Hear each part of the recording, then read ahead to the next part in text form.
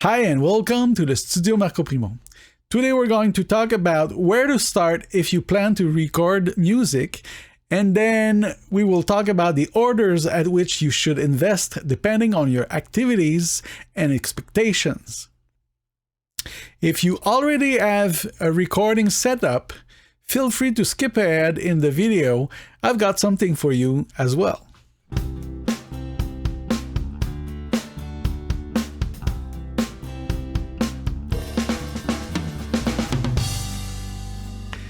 Before we start, just remember that we started a mastering exercise last week. Link up there and in the description. You can download the WAV file of the song and do a mastering of a song. And it's not a competition, it's just a way to compare our work with others. If you are a beginner or a professional mastering engineer, please do the mastering of this song and send me the link so I can download it and present it in the next video, next week, hopefully. Of course, I won't say this one is good and this one isn't. We will only compare the mastering together and see this one has more high frequencies and this one more low frequencies, and you will get to be the judge to what you like and what kind of mastering you want to do. So please download, send me links. Let's go for our video. So you decided to start recording music, but I have no clue where to start. Well, to start correctly, don't run to the store and buy anything the seller tells you is good. Don't also ask on Facebook or any other place what you should buy. The first step is trying to determine what you want to do. If you just want to record jokes and funny videos, you probably have what it takes in your hand right now, your cell phone. It is all you need to start having fun recording your spouse snoring or your stepbrother falling from a chair at a party. Again, think, what do I want to do? Recording a full band with acoustic drums isn't asking for the same dedication and equipment than creating beats for your rapper friends. So let's try to hypothesis on a few activities, and let's assume none of us are millionaires. The smallest setup would be creating beats. Many beat makers use virtual instruments or samples and will never pick up a microphone. 90% of the virtual instruments are pre-mixed, meaning they don't need a lot of work to be mixed in a song. As for samples, you have to be careful because anyone can create a sample packs, and not everyone has the same care about mixing and frequencies and how their pack will sit in a full mix. So if you are doing beats, you can start with a cell phone and a good pair of headphones. For mixing, open cup headphones will give you the best sound, but not for recording if you're using microphones. There is many apps, including some free ones, that allows the creation of beats, like GroovePad, Music Maker Jam, and many others. If you want to step up your game as a beat maker, you may want to buy a computer and an audio interface, and a recording software like Ableton Live or FL Studio, or many other that deals well with samples and loops. The computer will give you more flexibilities, and the interface will let you record and process your music in 24-bit, which is less prone to noise and will sound better, especially if you share your music and if it goes to other studios for adding vocals. Then if you want to go further, choose the right room in your house, add a bit of acoustic treatment, and some studio monitors.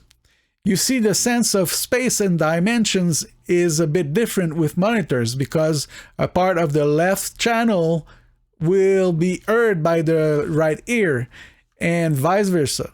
Headphones won't do that. So if you want to do more than recording beats, if you want to record yourself playing guitar and singing, you better start by getting a guitar and learn how to play and how to sing, of course.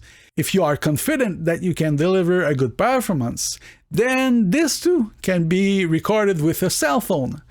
It's a growing trend for artists to just set the phone or a tablet and just play live for an audience in their living room. Of course, if you want to record it with some quality, you will want to address the room acoustic first, then choose a mic, an interface, and a good pair of headphones. What I mean about the room acoustic is if it is untreated, the sound will bounce on the wall and get back to the mic and create an unclear recording, especially if the room is small. Of course, some room natural reverb are amazing and you would not want to remove it. But if your room exhibits some echo or high frequency ringing, just tap in your hand and you'll hear what I mean. Anything recorded with a sensitive mic will sound weird. In that situation, a mic that captures less of the room will be favored, like a dynamic mic. But then most dynamic mic have a low-level output and needs better preamp, especially if the source isn't loud, like an acoustic guitar. But that's another story. Please do your maximum to buy or build yourself some acoustic panels. Stay away from those tiny foams. They will get things worse because they affect only high frequencies. If you already manage your room acoustics, you will be able to use any condenser mics with more confidence. Many will sound quite good for a few $100s. You will need headphones to hear what you already recorded if you do multiple tracks. And those headphones should isolate the sound so it's not going from the headphones to the mics and being recorded again. If you do a search, look for closed cups. Then the next step for you would be to have studio monitors. Those aren't made to sound good because their frequency replication is flat, which is very different from our listening devices. Normal speaker and headphones will have a frequency curve, often more low ends and more high ends. The flat studio monitors help us make better choices and decisions when we mix the sounds together. And the goal is for our mix to better translate to any other sound systems. So you are a solo artist and have it all already. Room acoustics, a few nice mics, a good audio interface with enough inputs for your work, your headphones for recording, your monitors for mixing. What next? At this point, and only if you covered all the other aspects, you could invest in a better preamp. The preamp is what amplifies the microphone's level to be loud enough to be recorded. Yes, most audio interfaces have included preamps, but some external units could push your sound on another level. For the vocal, you could think about a channel strip, a preamp with a compressor in the same unit, and possibly with some EQ adjustment too. If you start with a better sound quality, your mix will be much easier to do. For instruments, or if you don't have the need for a compressor on the way in, some amazing high-end preamps aren't that expensive. For example, the Focusrite ISA1. It is simply exceptional because it gives you 80 dB of gain without any noise, compared to most audio interface preamps, which give you about 55 dB of gain, and if you push them over 60% of their capacity, they will give you a lot of noise. The next studio setup would include other musicians. In that case, it is very important to plan ahead, to have enough mics and mics inputs, enough space for you and your friends to play, and not have too much bleeding. Bleeding is when a source enters many mics at once due to the small distance. It may become hard to mix. For example, having the drums play loud in a guitar cab mics because the cab is close to the drums. In some situation, an isolation booth or separate room for the singer is something you would want to have. Basically, prepare yourself for the project ahead. To have many more inputs at once, you can buy some 8 preamp units that can connect in ADAT to your audio interface. Of course, your audio interface needs to have those ADAT ports in the first place. That's the first proof that you need to plan ahead. Some of those units will be affordable but won't sound much better than your audio interface. Nothing to worry about if you're only doing demos with your friends. Again, it depends on your goal and what you want to achieve. There will always be a better piece of gear, but you need to go for what you need and learn what you have first.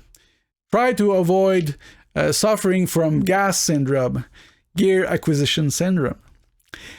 If you don't like the sound that you record, don't believe the next gear will fix it all if you didn't learn the basics.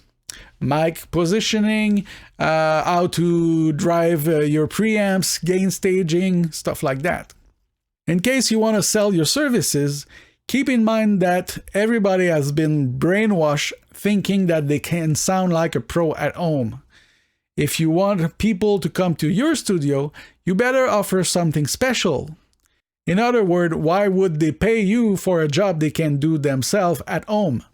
In 2021, selling recording services has become more and more of a challenge. You should have the right gear and the knowledge to operate it, have a place where people feel welcome and where it is easy to let go and create. You also should have an attitude that makes people want to work with you. This is a big plus. In my case, I'm equipped to receive a full band, with 16 high-end preamp offering different characters, some solid state, some tube, and transformer-based preamp, in addition of the 4 preamp included in my interface. I also have a good selection of mics and of headphones for the musicians, with each the possibility to have a different mix. And the most important thing, I know every piece of gear I own through and through. In my studio, the sound happens in the room with the right mic choice and placement, with the best complementing preamp for the job. I record in such a way that there isn't much to fix in the mix.